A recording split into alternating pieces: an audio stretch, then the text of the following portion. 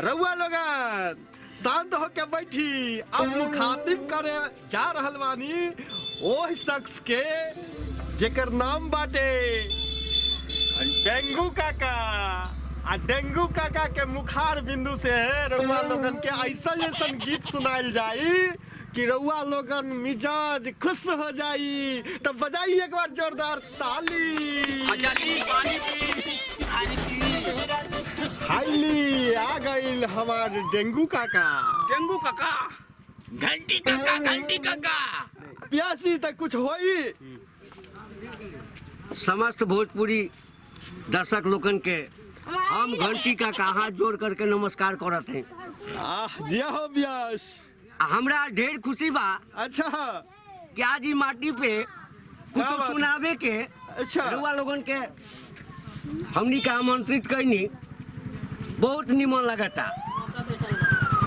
मौका बैठल बा। आ जौन आज ई मौका मिलल बा, हम चाहते हैं कि ई मौका के हम भरपूर लाभ उठाई और अपन मुखार बिंद से हम कुछ सुनाई।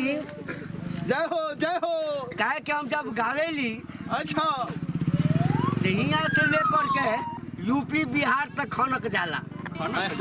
खनका दो।